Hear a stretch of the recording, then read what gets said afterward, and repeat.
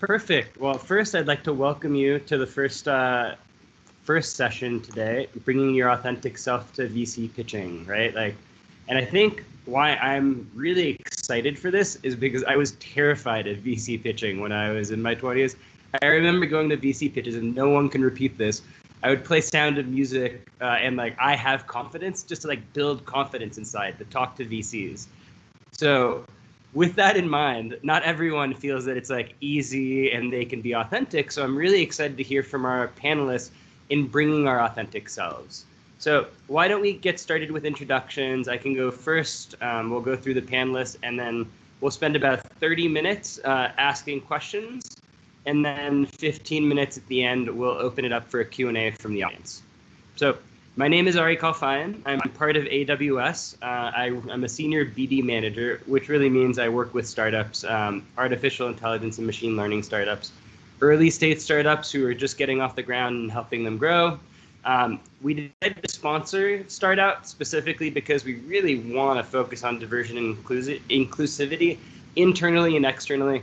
And we have a lot of the world's top startups on our platform. So if we can focus on diversity and inclusion internally and help startup founders build more inclusive and diverse companies, it's a big win in my book. So I'll pass it over to Lorine.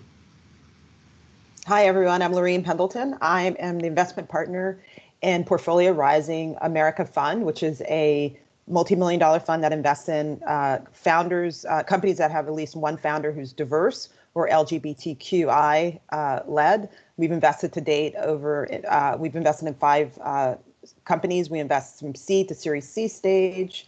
And prior to that, I was an active angel investor for the past 7 years, recovering attorney. I used to be an attorney in entertainment.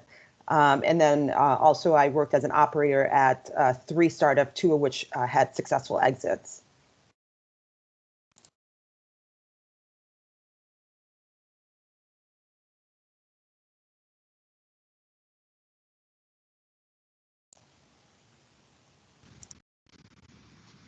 Great. Densil, you want to go next?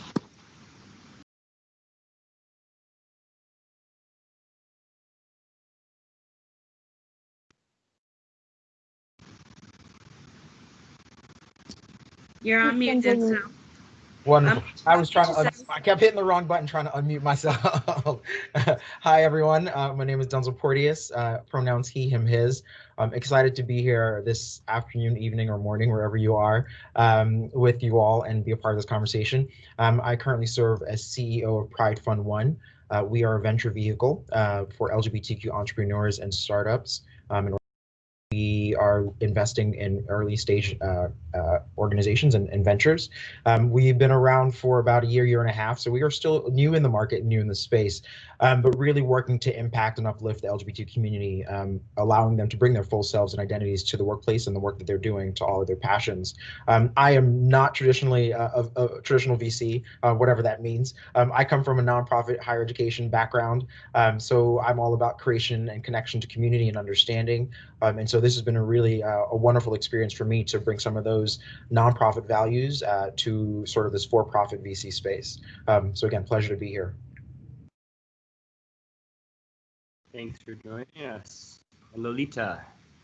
Hi, everyone. It's so wonderful to be here. Ari, thank you for hosting. And it's so good to have you, Densil and Lorine, on this call, because you guys are 2 people that I absolutely follow and admire.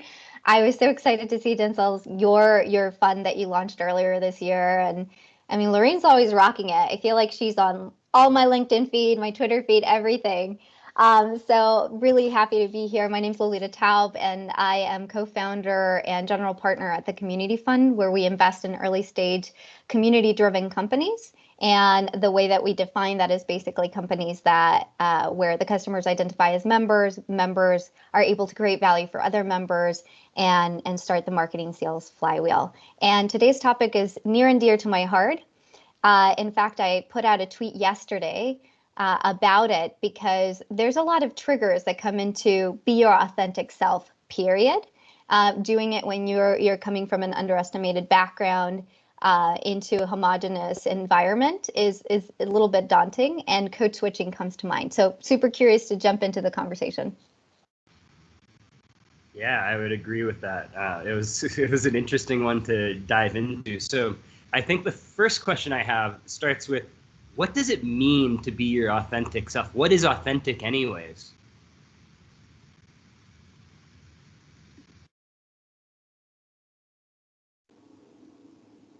No one wants to take it? Lorine.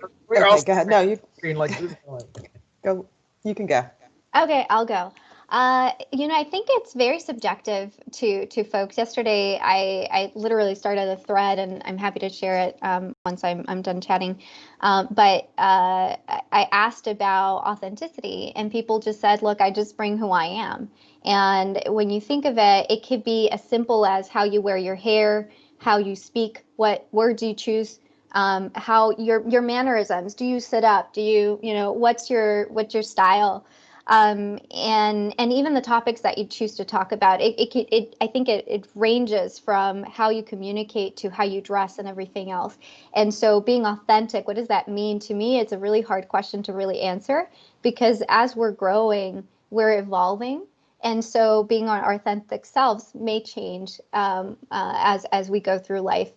For me, it's really being values aligned. That's where I hunker down, and my North Star when I think of am I being authentic, it's am I living my life based on my values, and am I making sure that I'm not trying to be someone because someone's expecting me to be someone, or to dress or to be a certain way because I know that's what someone else wants me to be. I think when I feel good in my skin, that's when I'm most authentic. I would just add that I agree everything that you said, Lolita. It's really kind of showing up as yourself, who you are, not code switching, just really showing up. And I think it's really important. I think underserved people, LGBTQI folks who don't have, particularly like in corporate America, certainly pitching to VCs, we're not represented in these spaces, and so I think some of us feel that we have to, show up as someone else, or not really go into that room as our, complete authentic self and try to fit in because of quote unquote, other people's, the mainstream, how they are. And so when I think of authentic self, that's what comes to mind for me. Yeah. And I agree with what has been said. I mean, what you see is what you get, and hopefully what you see is the real me. Every day I walk out of the house, I don't pretend to be something other than I'm not. Like, I can't actually, because when I walk out the house, people see a black man. So whatever that is, that's who I am, right? I think authenticity comes into sort of I have to remind people, or I help remind people, that I'm not a monolithic being, right? Like, not every black man looks, speaks, and walks and dresses the same. So I think living authentically means just being an individual, and embracing that as much as possible. But that should also be everyone else around us trying to do the same thing.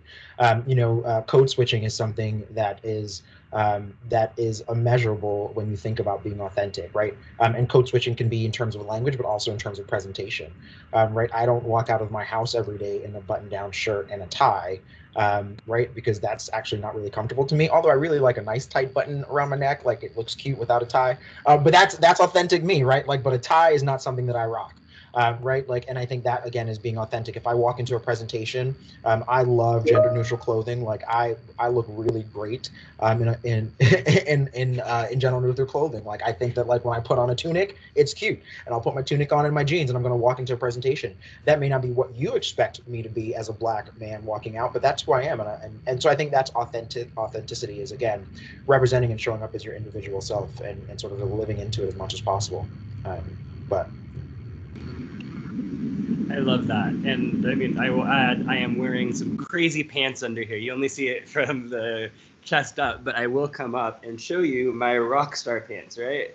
And you can wear clothes, you can dress in the way that you want, you can change your hair. I mean, Burning Man taught me that, right? You can take all the constructs you've learned about how you should be, how you should act, and flip them on their head and see that you can relate to each other as human beings. And with that said, bias still exists, right? So I want to get into that for a second, right? Most people would look at me and think of like a white privileged male. and they wouldn't know that I'm an immigrant. My family came over from Lebanon. English was my second language. Like, those things don't come out when you look at me and specifically, and I have certain privileges because of that. But at the same time, we all make assumptions, and there is unconscious bias. So with that in mind, I want to ask, how does unconscious bias affect your ability to be your authentic self while pitching and in your business life?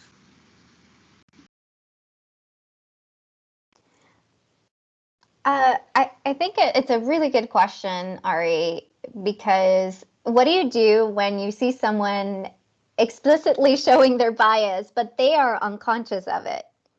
It's this awkward moment where you clearly are just like, no, but they're not seeing it. There's no connection. There's like what, did I say something? Did I do something wrong?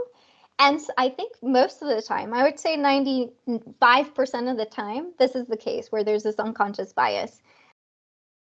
And for those who are impacted by it, it's a really, you're kind of in between a rock and a hard place, because do you talk about it immediately? Are there people around?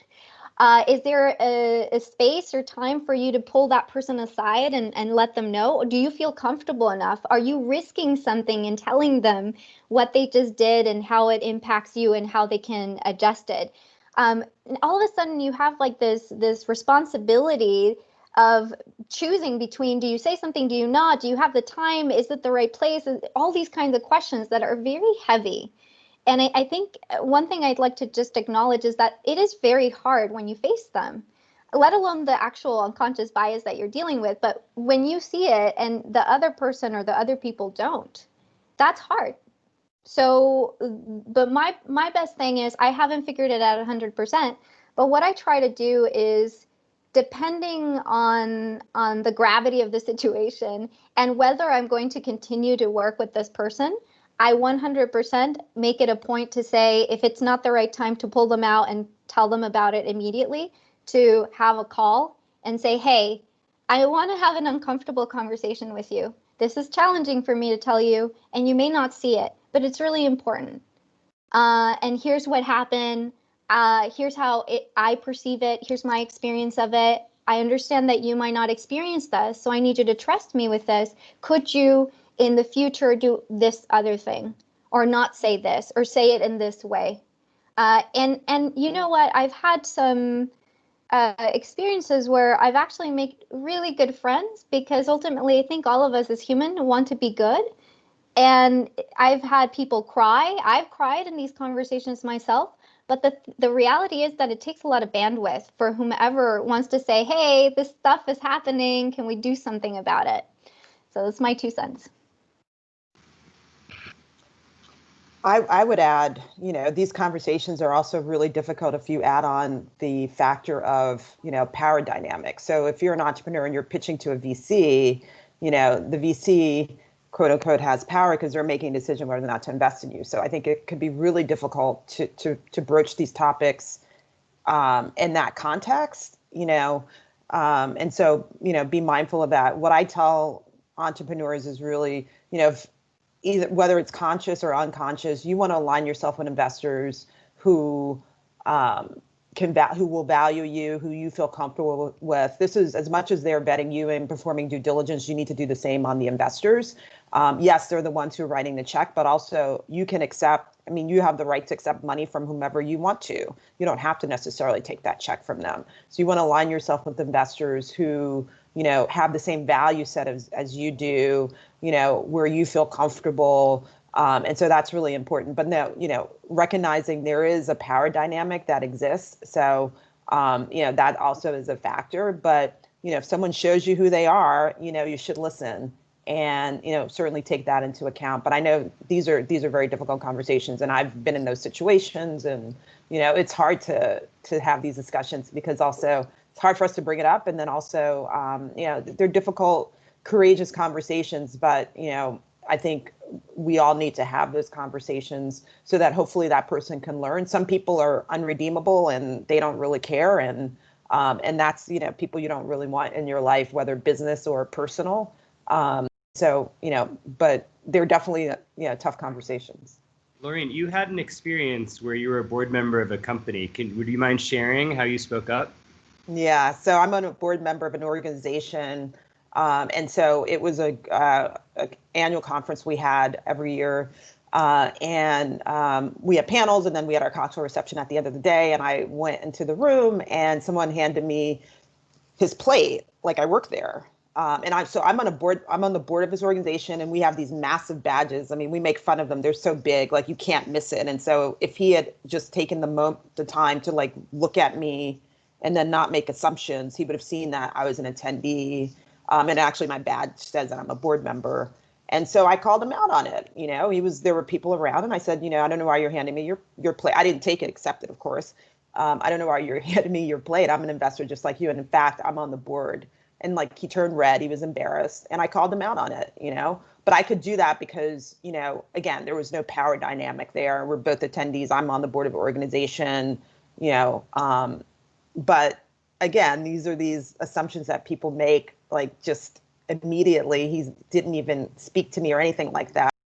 Yes, these spaces, they don't have a lot of Black women who are investors. So he made an assumption that I worked there. So. Good deal. Anything to add?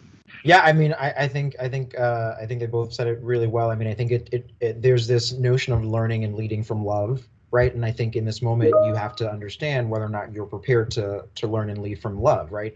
So, as Lolita said, do you have the bandwidth in this moment to really engage in such a deep and meaningful conversation with someone? How much do you quote unquote love that person, right? Like we do love everyone. We believe in each person's humanity, but is that person, how valuable is that relationship within that particular experience in your moment, right? Like, is it so valuable enough that you are willing to risk a relationship or consider the power dynamic, right? I think as Lorine is pointing out, like if you are the one seeking the investment, are you willing to risk whatever relationship there is by correcting someone in that particular space, right? So do you have the bandwidth to engage in this really powerful and meaningful conversation? And I think hopefully, those who are receiving the information understand that it is. I love you enough to share this with you so that you can be better and do better in the future. So I think, Lorine probably in that moment, hopefully was thinking this person, this human, right? Like I'm going to care about you enough and correct your action enough so that you don't do this mistake again to someone else, right? Because I think you may be a good person. You just might have had a missed moment where you did not consider the context of who I was. You didn't take the moment to see me as an individual, right? Like you saw just a brown face and said, okay, I'm not going to even think about it, versus saying, who is this brown face that's approaching me? Let me see the clues so I can understand you as a human. So I think, yeah, it's about learning and leading from love. And I think, again, if you have the bandwidth to step into such a deep and heavy conversation, I think you do. And I think you find the appropriate space to have the conversation. And sometimes it is pulling someone aside, but sometimes it's also having that conversation in a public space so that others who are there can also learn from that moment of correction as well. I love what you just said, Densil. And one thing I would add is always what's helped me throughout my career is always assuming positive intent. And also understanding that sometimes you've just had such a rough day and you're just like, I can't. And that's okay too. You don't have to. I think sometimes it can be very heavy and you want to address it and you want to say, I don't want this person to do this again. But it's ultimately not our jobs. I think it's the job of all of us to try to figure out how to be respectful and look at each other as equals, because that is what we are, although that's not what happens in play. And so positive intent, assuming positive intent has been so helpful, because there are those investors that you can be pitching that are just ignorant, who just need some guidance. You shouldn't have to guide and you shouldn't have to tell anyone anything, but this is the world that we live in. And so I do believe in giving people a chance. Now, if you're having a really bad day, just forget it. Don't just leave it. But at the same time, what Lorine said, there may be a power dynamic and you may feel like you need to do one thing or another. But here's what I'll tell you. And Kevin kind of pointed out to this. He asked, is being authentic a privilege? And I struggle with answering a no, because I think it is. And I'll tell you that if you asked me 5 years ago if it was a privilege, I would say yes, because I cannot say certain things or do certain things because I have to pay the bills And if this person doesn't like me and fires me, that's my skin in the line. So can I really truly be my fully authentic self? No, not at that point. Now, yeah, I'll just say whatever I want. But I do think that there's a privilege element that we need to understand, and it is really unfair that we have to explain or even have this conversation, but it is what it is. What I'll say is this, that if you have to take money, you have to do something, you got to do what you got to do. But if you do have the option and you don't feel, to Lorine's point about, you don't feel the value alignment, this person's a jerk, or they're just not getting it, my suggestion would just be don't take their money, because especially in venture capital, you have a relationship that you're starting that's 7, 10 plus years, typically longer than your average marriage in the US. So really being considerate of, hey, maybe you really need the money right now, but you're signing up for this extended period of time. And I really do believe in values alignment in the people that you work with. Of course, it's a privilege, yes, but if it's an option, that's what I suggest you do. 100% agree. I just have to, I 100% agree with that. Like it is, but it is a privilege when we get to that space to say, when we get to the space of being able to say no, like I don't have to align with your values. It is a privilege to get to that space. But I think this is why I think we all show up in the spaces that we do, is that we're trying to make that privilege a privilege for everyone, right? Like so that everyone just feels comfortable regardless to say, I'm gonna just speak up, like, and so it's beautiful. But yeah, it is an interesting privilege to have and figure out how to leverage. So we're gonna switch gears here. Perry asked a really good question that resonates with me. So imposter syndrome, right? I joined AWS I had run 10 startups, and now I'm at one of the world's biggest companies in a major role running BD for artificial intelligence. And I was like, how did they choose me? Am I good enough? Can I do this? And I was talking to my friend who's the CMO of Zendesk, and he's like, yeah, I had this too. I mean, everyone has this, Ari. So maybe let's speak to like how we felt it as individuals and ways we've overcome imposter syndrome. And I'll just add, like, how do your teammates play into it? For me, my teammates are amazing. Like, that's what got me over the edge. But how do your teammates play into it? I still feel like an imposter. Like, so I don't think that goes away, right? I think there are always these moments of like, what am I doing here? Wait, what am I doing? I mean, last night at dinner, like, and I had this exact conversation where someone called me and said, we want to feature you. And I was like, why me? Like, you're talking to like rocket scientists and doctors and like amazing people, right? Like, why me? And at dinner last night, which I'm not really good at taking compliment and praise, right? My partner and our friend kept saying, well, this is why you. And I was like, but what is outstanding about that? I'm just doing what I'm supposed to be doing, right? Like, so if you're just living into what you're supposed to be doing, right? Like, okay. And then when someone tries to give you props for it, you think, well, why? Like, I feel like I'm just doing.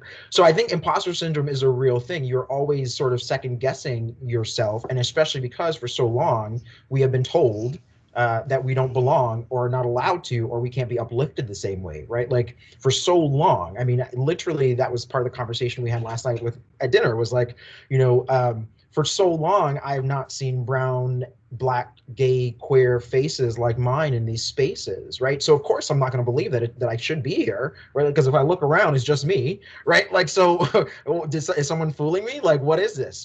But then I have to sort of gut check myself to say, I have done the work. I have put in the work. I have put in the effort. And quite frankly, that adage of sometimes we've got to work 3 times as hard, guess what? I did. So then I really do actually belong here. Maybe you don't belong here, right? Like, I think that sometimes I have to help myself feel empowered in moments to say, wait a second, maybe it's you that don't belong in this space, because quite frankly, I had to work harder than you to get here. So imposter syndrome, I don't know how it goes away. I don't know if it ever actually goes away, right? Like, I'm leading organizations, I'm leading nonprofits, I'm leading companies, and I'm still like, all I'm doing is just leading with intent and leading with what I believe to be right. But I don't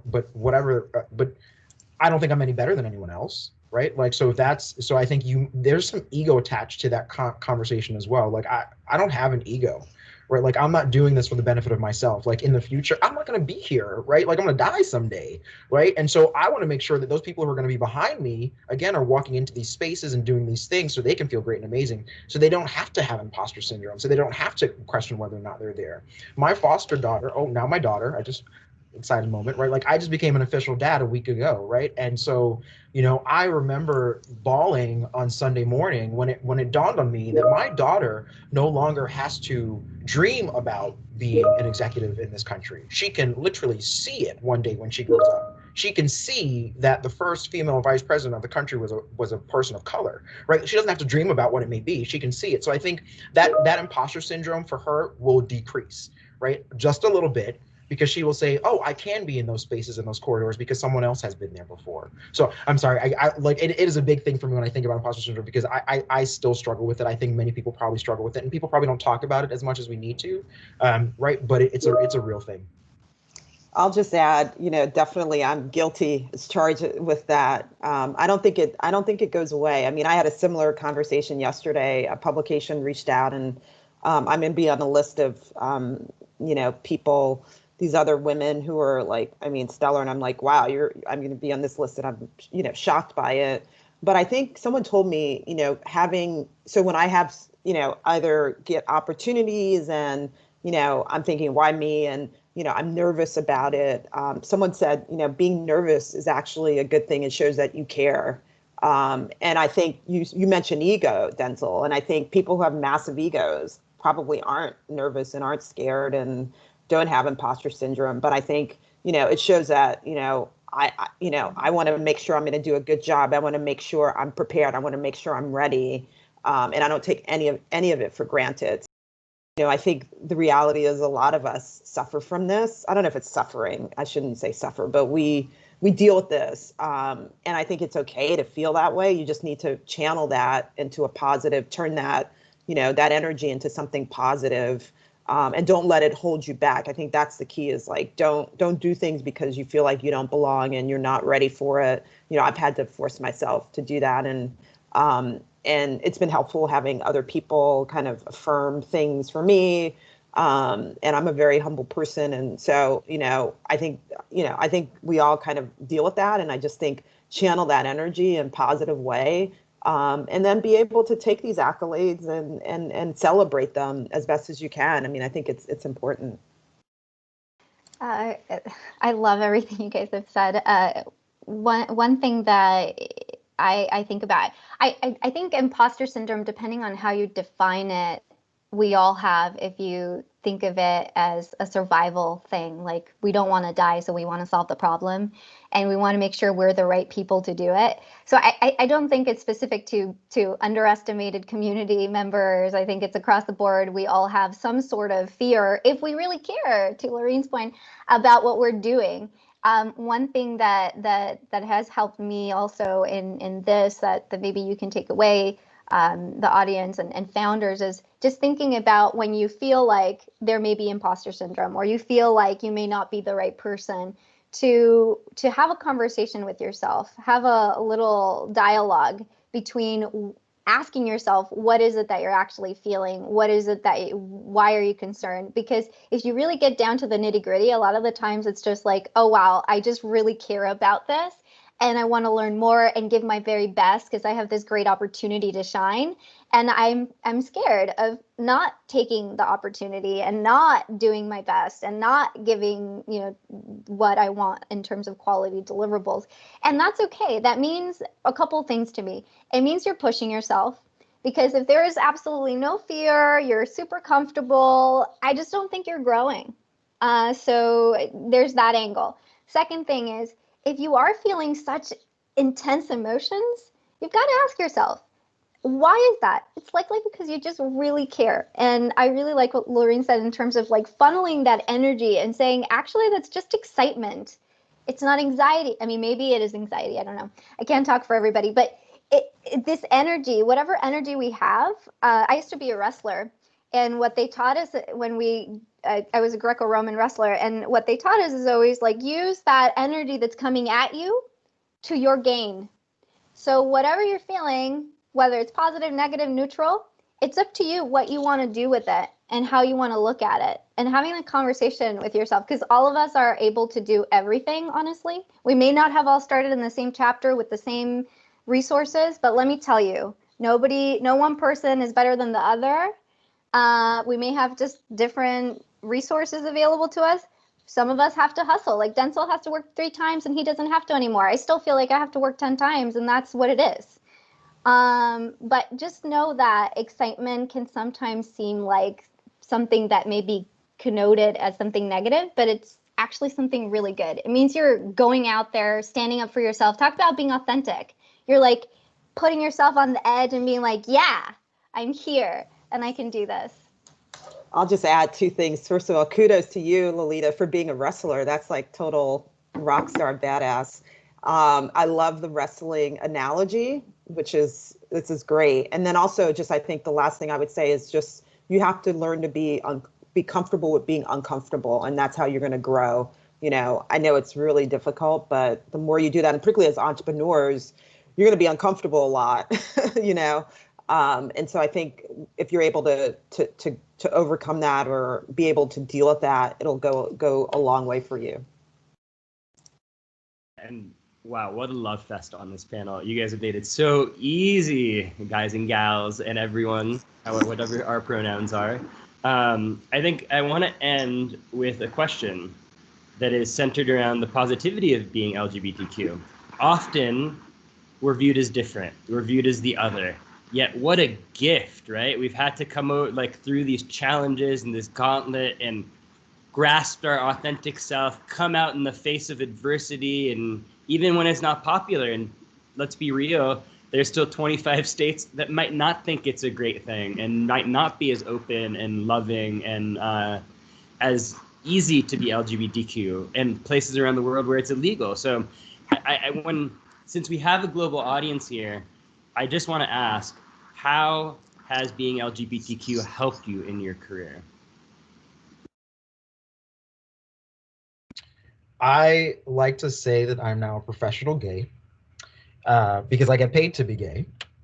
Right? Like literally my jobs are like, I'm the CEO of Pride Fund, which is a gay entrepreneurs, like LGBTQ folks, queer folks. I am the interim director of Stonewall Columbus, which is our LGBTQ community center and organization here in Columbus, Ohio, right? Like I'm literally paid to present my homosexual self to the world, right? Like however you want to say it.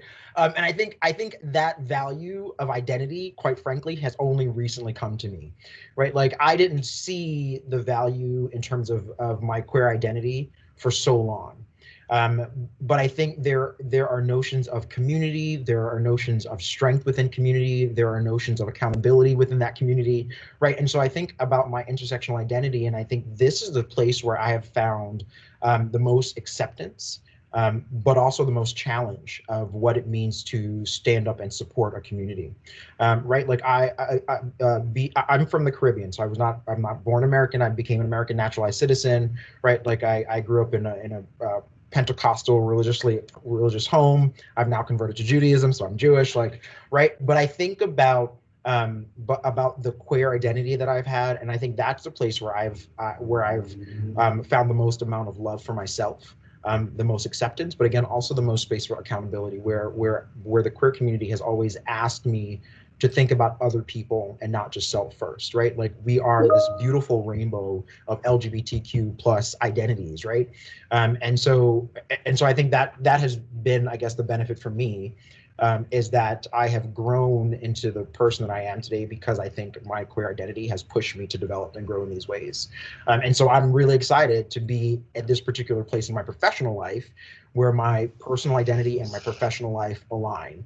I sit on the board of the Human Rights Campaign, which is the largest LGBTQ civil rights social organization out there, right? And I think that to me is a beautiful identity to say that, again, in my personal life and my professional life, my queer identity has come so full center to help me help other people and push me forward. So until recently, no, I didn't see it as a value and a benefit, but I think now it is central to my experience and the place that I am.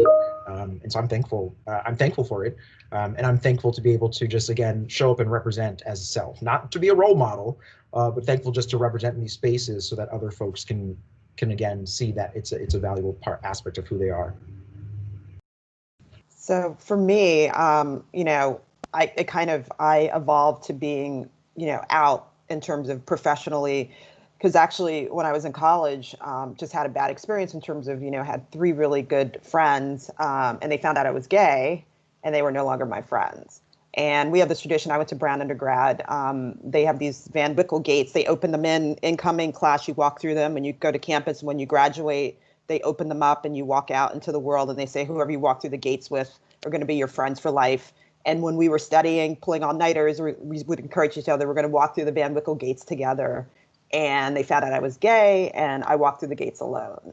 And so that was really a difficult experience for me because they were my really good friends. And so I hid my sexuality to people who were close, and then also didn't talk about it at work, obviously.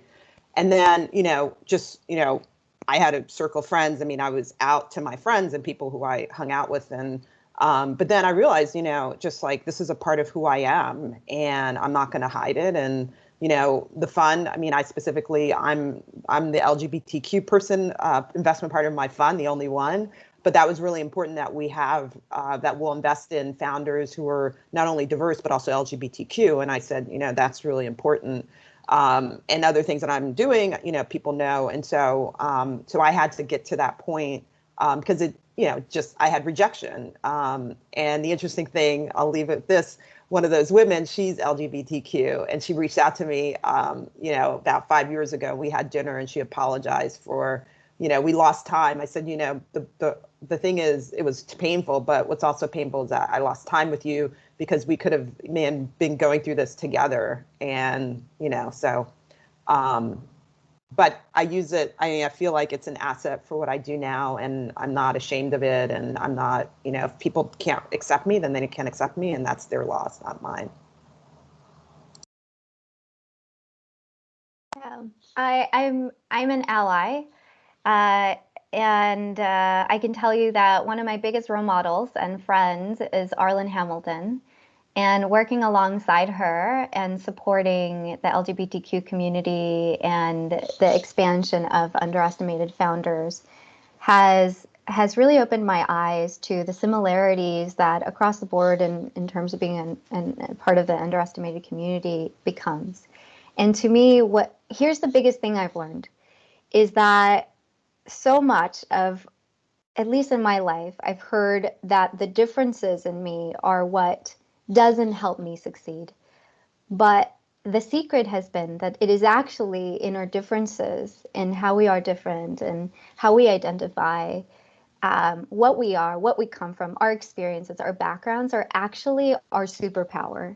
And the way I'm investing as a VC and as an angel is I'm looking out and saying, look at all these underestimated people, not underrepresented, underestimated, whether it be because of our sexuality identification or our gender or demographics, any kind of this. Sometimes we're seen as less than or incapable of. And we're underestimated because we are super capable as investors to make the Midas list and super capable as founders to become the founders and leaders of the future unicorns. And I believe in that so much that when I go out to invest, that's what I'm looking for. I'm looking for us because we have a differentiated view. And we are a community that Silicon Valley actually hasn't really tapped into. That's why there's a lot of talk of a pipeline problem, but we all know there isn't. We're here. And I think it's a really important time for us to embrace our differences and say, yeah, this is my superpower. How about you with your homogeneous community? Because you have to have different perspectives. You have to have, this creative ways of looking at things to be able to see the future, because it's not going to be homogeneous. Whether you look at it from a demographics perspective, where we're going from majority, from a minority majority, to any other kind of angle. So if there's one call to action, I would say is owning who we are with all the messiness, because it's not nice and packaged for us, and knowing that this is our superpower. When we go and pitch in front of investors, to say, I am your equal, and to really be able to say, here's where my business case is, here's the numbers, here's how I'm going to become this unicorn. and be confident about it, because you have worked your ass off. And of that, I am sure, because so many of us, I've never met someone in our community who hasn't worked 3 times, 10 times harder. So please appreciate yourself. I am a big fan, and so many of us on this call, and there's a big community who we're trying to increase the dollars going into this community, into the rest of the other underestimated communities, and increase also the number of check writers that come from our communities as well. And that's why I'm so excited and so grateful to have you guys on this call and to be part of it too. Yeah, so grateful to have each of you on as panelists. This was such a pleasure. I hope everyone on this panel, as well as in the audience, can take away, be your authentic self. Everyone else is taken, right? Like, it's a famous Oscar Wilde quote. That's what we're encouraging here. It's going to be difficult. You're going to feel a lot of resistance in moments. You might feel like you're an imposter, but step up. It's so much fun when you're challenging yourself and stepping up into these scenes and these roles. So with the last 2 minutes, anyone have any questions for our panelists?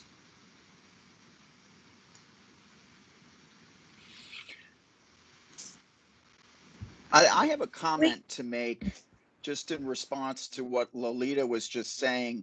I'm a venture capitalist. I'm the only gay partner at my firm. And what I've found is, just given that LGBTQ plus folks have been the underdogs kind of all their lives, always have had to work harder, I found that the LGBTQ plus entrepreneurs that I've backed work harder.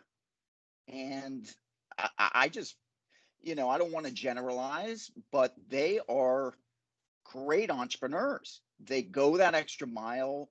If there's an issue with go-to-market strategy or whatever it is, they work harder. So I would, in addition to be authentic, use that to your advantage and make that point.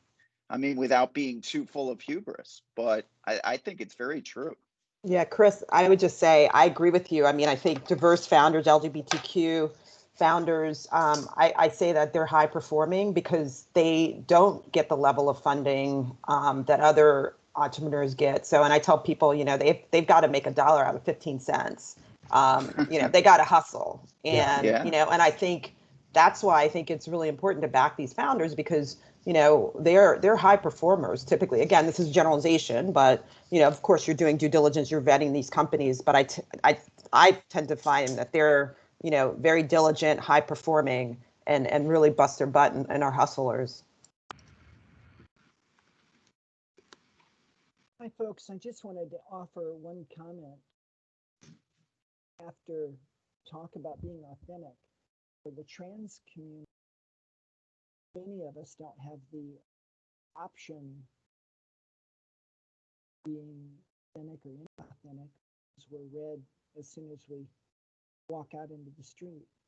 On today, particular, the Transgender Day of Remembrance, where we do to violence, good to remember.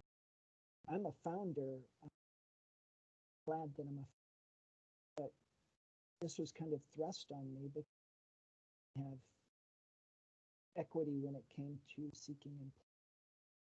So I had to forge my own way. So just wanted to offer thank you all to the panel.